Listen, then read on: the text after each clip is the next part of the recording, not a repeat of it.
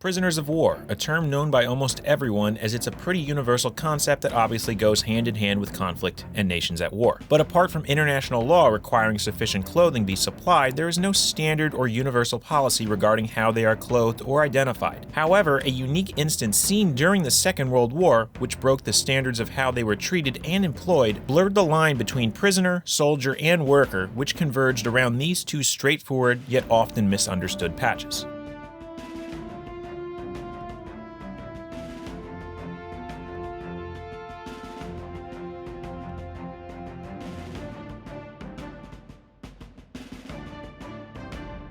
It's June 1940, and after seeing the French government flee Paris for Bordeaux due to the German invasion, Italy, or rather more specifically Benito Mussolini, felt that now was a good time to enter the war, feeling that it would be a quick one, guaranteeing a seat at a peace conference. From there, the country would look to southern France along its western border, but more broadly to the Mediterranean as well as northern Africa, in hopes of acting upon and expanding its colonial ambitions. Already in control of parts of Africa such as Eritrea and Ethiopia, as well as Albania, it didn't take long until large sections of Greece and Yugoslavia would fall under their influence too. However, Italy would quickly be engaged by British and Commonwealth troops in Africa, seeing a sort of back and forth in and around Tunisia, Libya, Egypt, Ethiopia, and Somaliland. But come November 1942, that would all change with the start of Operation Torch. Though the United States entered the war in December 1941 after the Pearl Harbor attack, it had taken a bit of time to get its forces combat capable, at least for the Western theater of war. And so, come November of 1942, Allied forces landed in Morocco and Algeria with the goal of securing North Africa and eventually the rest of the continent from Italian and German troops. It was during this time fighting was seen all across the region, and as a result saw the capturing of hundreds of thousands of Germans and Italians. From there, the Allies would continue north, landing in Sicily and eventually Italy, where even more POWs would be captured. However, things started to change in September of 1943 when Italy discreetly signed the Armistice of Cassibile, which essentially led to Italy's surrender to the United Kingdom and the United States. Though this in a way caused Italy,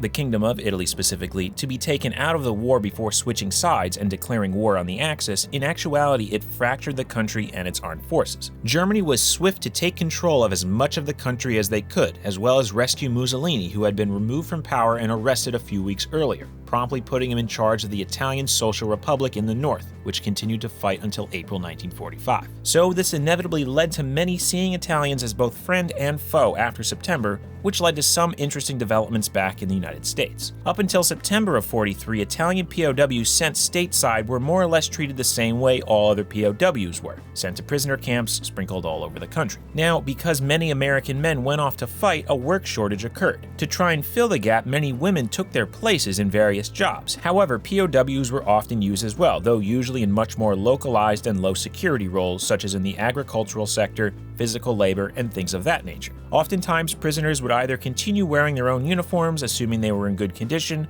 or were issued a mismatch of US pieces that often had haphazardly applied painted markings, such as PW for prisoner of war on them, while at camp or out performing duties and work. However, after the armistice, the idea of Italians being the enemy began to diminish, and after the kingdom declared war on the Axis, this sentiment grew. Apart from the obvious, this shift in perception was the result of a few other things, mainly the large Italian population. Between 1880 and 1914, a period known as the Italian diaspora, some 4 million Italians had made their way to the United States, with many more continuing up to Mussolini's ascension to power in 1922 and the first engagements between US and Italian forces 20 years later. So, needless to say, there were quite a number of Italian Americans by the time Italian POWs began arriving on US shores. This large number of more recent immigrants did help play a big part in what was to come, but it is also worth noting that upon Italy's declaration of war against the United States, some 1,500 Italian nationals residing within the country were arrested and detained, with a number of others being restricted to what they could do and where they could go.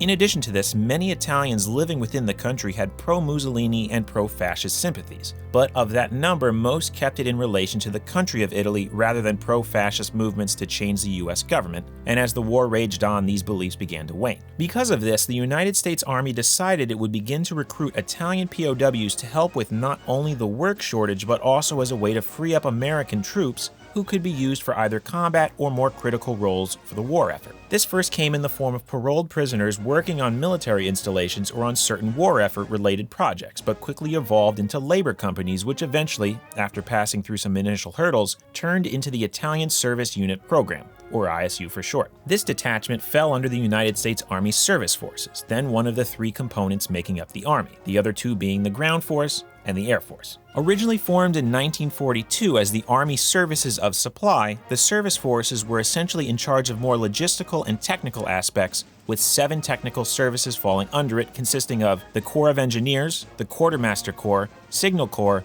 Transportation Corps, Ordnance Department, Medical Department, and Chemical Warfare Service. Technically a part of the Army, ISU members would be screened and essentially asked if they had any pro-fascist, be it Italian Republican or German Nazi Party, sentiments or beliefs, and if not, they could join up. Any who said they did or didn't want to participate would simply remain in POW camps until the war's end. Units were formed and sent all across the country at first, working on various bases, installations, ports, and hubs of transport, among others, doing tasks ranging from medium and heavy automotive and engineer maintenance, quartermaster duties such as laundry, depot, salvage, and repair, dump truck duties, general services, harborcraft, petroleum distribution, mail and property duties, and headquarter-related duties. It is also worth noting that some 1,000 members were also sent over to Europe to assist with the invasion, but that is a bit of a different story, as there actually was another version of the ISU formed recruiting from Italian POWs held in North Africa, of which many directly supported Allied forces within that region, as well as the invasion of Italy and France and subsequent push into Germany.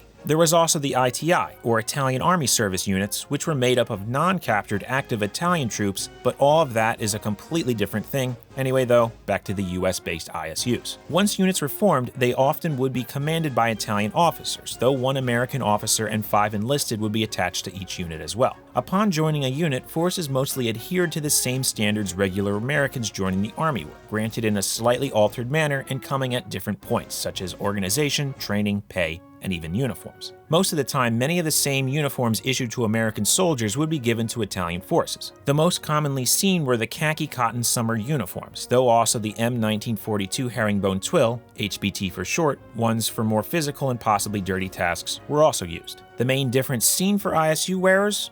The insignia, specifically the one shown earlier. 2 standard patches incorporating the colors of the Italian flag were used. A green with green border oval-shaped patch approximately 5 7/8 inches wide by 3 5/8 inches high, or about 15 by 9 1/5 centimeters, and a much smaller green with red border circular one measuring 2 inches or roughly 5 centimeters in diameter, both of which simply had Italy written out in white. Unlike most US unit patches of the time, these only see embroidery in the lettering and the border rather than the entire patch, instead opting to have the bulk of them composed of the coarse base fabric, making them much flimsier and lighter, and likely cheaper, easier, and quicker to produce. The much larger oval-shaped one would be either stitched to the left sleeves of uniform tops or attached to a piece of elastic to be worn as an armband, while the smaller circular one would be sewn to side caps, also known as garrison caps. Now, these weren't only seen on US uniforms, as they were also sometimes placed on Italian ones, as well as general clothing. Italian uniforms would often be worn by officers during more formal or ceremonial events, or just for a night on the town or at a celebration, while general clothing would be used or worn for other tasks, jobs, or just for casual wear. What's interesting about these, apart from their unique origin and usage, is how they've been interpreted and collected by many in the decades since. If you go and type in Italian POW patch or some derivative of that on Google or eBay or any other relevant website or search engine, or better yet just type Italy patch World War II, you'll find yourself with a number of results marking them simply as Italian POW patches, with very few actually referencing them as Italian service units. Very few correctly title them or reference it, with any being sold as such often being listed for a bit more money. In fact, when the 2 highlighted in this video were picked up at a surplus store many years ago, the owner made a comment along the lines of, "They're World War II prisoner patches used to identify the wearer's nationality. I have no idea why German or Japanese ones weren't made." But due to the sheer number produced, with large amounts going unused, many are still readily available today.